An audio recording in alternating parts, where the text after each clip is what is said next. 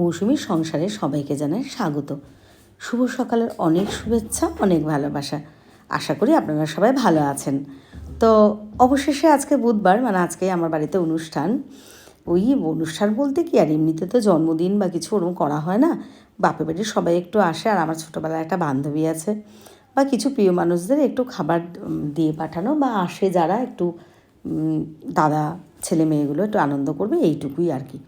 তো এটা কিন্তু এখন ভোরবেলা আমি 4:30 থেকে উঠে রান্নাঘরে এসে গেছি, না হলে না পারবো না। মানে আমার বাবা বা মেয়ে ওরা সব 1টার মধ্যে খায়, 1টা থেকে 1:30টার মধ্যে, বা দিয়ে পাঠাবো যাদের নিয়ে যাবে, তো সবাই তাড়াতাড়ি একটু খাবে, ওরা আসলে একটু টাইমও কাটাতে পারবো। ওই জন্য কিন্তু তাড়াতাড়ি করে ভোরবেলা উঠে গেছি, আর একা হাতেই রান্নাবান্না করবো। তো এইগুলো তো আপনারা দেখেছেন, গতকালকে রাত্রিবেলা সে 12টা 12:30 পর্যন্ত কেটে গুছিয়ে রেখেছিলাম বিনস গাজরগুলো। তো আগে না গাজরটা দিয়ে অনেকটা ভেজে নিয়েছি, একটু মানে সেদ্ধ করে নিয়েছি, তারপরে কিন্তু বিনসগুলো দিয়েছি। আর এটা পায়েসটা বসিয়ে দিয়েছি। তো দেখুন পায়েসটা অনেকটা বেশ হয়েও গেছে। এই পায়েসটার রেসিপিটা না আলাদা একটা পোস্ট করব, ছোট্ট একটা শর্ট করে দেবো। ভীষণই ভালো হয় কিন্তু খেতে এরকমভাবে বানালে। একটু চাটনি বানিয়েছি, আর চাটনি কিন্তু আমি খুব একটা বানাই না। বানানি বলতে কি, আমি একদমই চাটনি জিনিসটা পছন্দ করি না।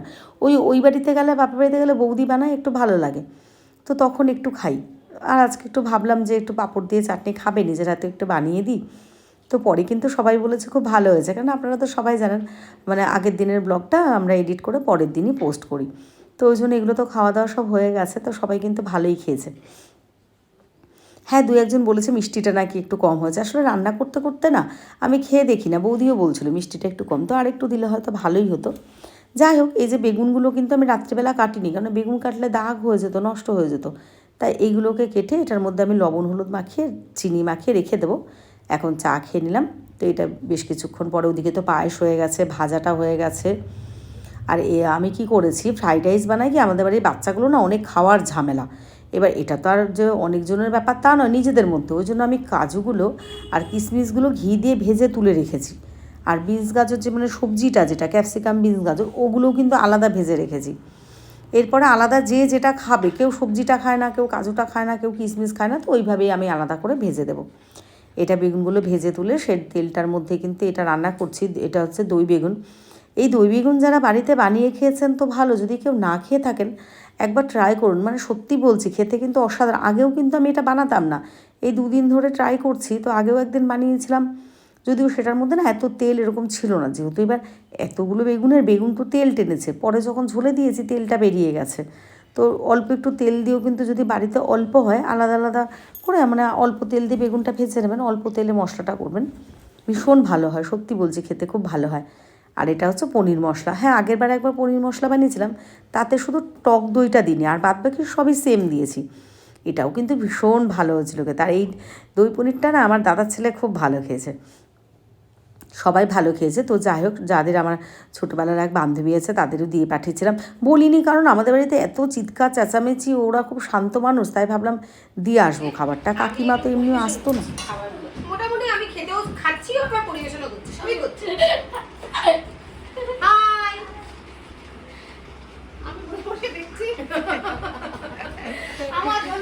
আমার দাদার ছেলেমেয়েরা সব খেতে বসেছে, কি ভালো লাগছে না। আর ওই যে আমার রাজকন্যা, আমার মেজদার মেয়ে, বড়দার ছেলে, ছোটো ভাইয়ের ছেলে, আর ছোটো ভাইয়ের মেয়ে, আর ওরা না পরে খাবে, ঋষি আর ভাইয়ের ছেলে, ওরা খেলছে ওই ঘরে। তো ভীষণ ভালো লাগছে, সবাই খাবারগুলো খাচ্ছে, আর খুব ভালো হয়েছে এটা বলছে। আর সব থেকে বড়ো কথা, একটা দিন সবাই মিলে একটু আনন্দ করা, হই হট্টগোল আনন্দ, এটাই বিশাল পাওয়া। এই কদিন ধরে যে অপেক্ষা করেছি যে কাজ বাজার নিরামিষ বলে, মানে আমার মাকে খাবারটা দেবো নিরামিষ, ওই জন্যই পুরো ধোয়া গুছিয়ে করা, না হলে হয়তো এতটা পরিশ্রম করতে হতো না। তো ভীষণ ভালো লেগেছে, সবাই খাচ্ছে। আর ওরা কি করছে ওই ঘরে দেখতে থাকো। একটুও আমার কথা শোনেনি, আসার থেকেই লাফিয়ে যাচ্ছে। প্রথমে ফুটবল খেললো, তারপরে এখন ক্রিকেট খেলছে। আমি এই তোমাকে বলে দিলাম, এটা আমি তোকে পাঠিয়ে দিচ্ছি, তুই চিন্তা করিস না, দেখে নে তোর ছেলে কি করছে।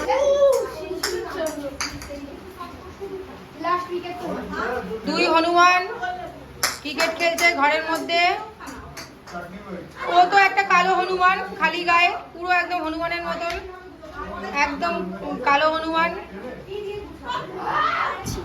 দই বেগুন দিয়ে ফ্রাইড রাইস খাচ্ছি। সত্যি খেতে খুব ভালো হয়েছে, খুব সুন্দর হয়েছে।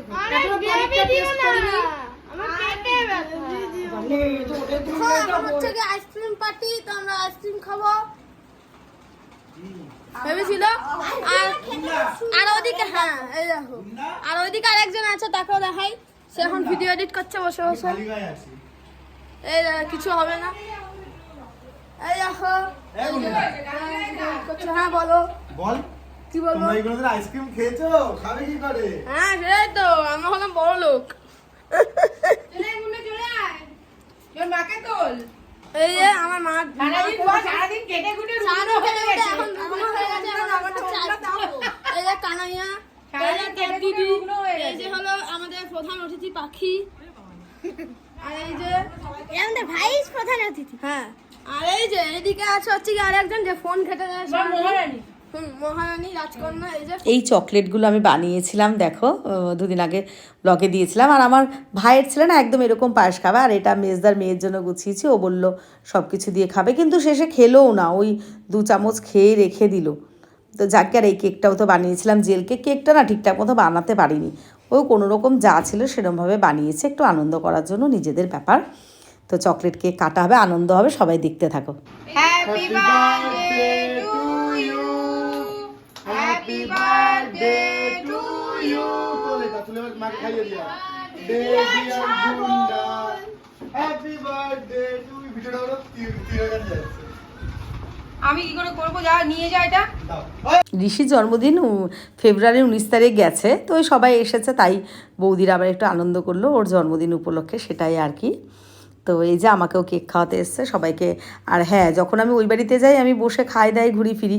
এখন যেহেতু আমার বাড়িতে সবাই এসেছে, ঋষি দেখো কেক মাখিয়ে দিল, তাও আমার এই দায়িত্ব সবাইকে ভালো রাখা, ওদের একটু টাইম দেওয়া, মানে টাইম দেওয়া বলতে খাওয়া দাওয়া যাতে সবাই ঠিকঠাক খায় বা কী করব। তো আরও খাবার না পাঠাবো সবার জন্য। বড়দাও তো আসেনি, তো ওর খাবার দেবো, মেজদার খাবার দেবো, সবার খাবারগুলো দেবো বলে আবার আমি আলাদা ভাত বসিয়েছি। কেন, যেহেতু আমি 4:30 থেকে পরপর করেছি, ভাতটা যদি আবার নষ্ট হয়ে যায়, ওই জন্য আবার ওদিকে আবার ভাত বসাচ্ছি, রান্না করছে, ওগুলো করছে। আর ভাজা টাজাগুলো তো আছেই, যদিও পরে আবার কাজু কিশমিশ ওইগুলো সব ব্যবহার করেছি। এই যে আমার রাজকন্যা, খুব ভালো দিন কাটলো। আশা করি আপনাদের সবার ভিডিওটা ভালো লাগবে। ভালো লাগলে একটা লাইক কমেন্ট করে দেবেন। আপনাদের একটা লাইক কমেন্ট করলে আমার খুব ভালো লাগবে। পরে আবার আমি ভালো ভালো ভিডিও দিতে পারবো। আর সেরকম ভিডিও বলতে আমি তো যেহেতু ডেলি ব্লগ করি, আমার সংসারে যেটুকুনি ডেলি হয় সেটুকুনি তুলে ধরার চেষ্টা করি। হ্যাঁ, তার মধ্যে আজকের দিনটা একটু স্পেশাল, যেহেতু আজকে বাড়িতে সবাই এসেছে, ব্লগটা একটু অন্যরকম হবে।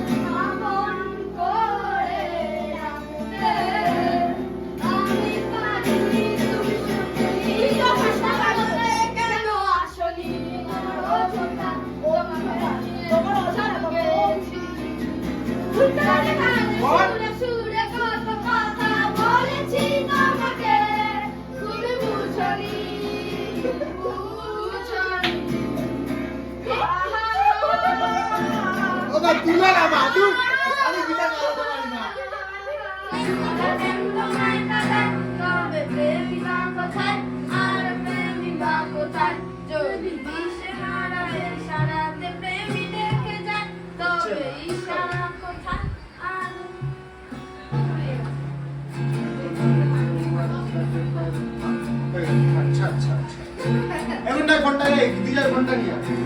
হ্যাঁ, অনেক উপহার পেয়েছি, তার মধ্যে বৌদির মা মাসিমা টাকা দিয়ে পাঠিয়েছে, মেজো বৌদি টাকা দিয়েছে, আবার মিষ্টি নিয়ে এসছে, বড় বৌদি ক্যাডবেরি সেলিব্রেশন নিয়ে এসছে, কোল্ড ড্রিঙ্কস নিয়ে এসছে, আইসক্রিম, যাই হোক সবার প্রচুর উপহার পেয়েছি আমরাও। আর খুব আনন্দ, সারাদিন খুব ভালোভাবে কাটিয়েছি।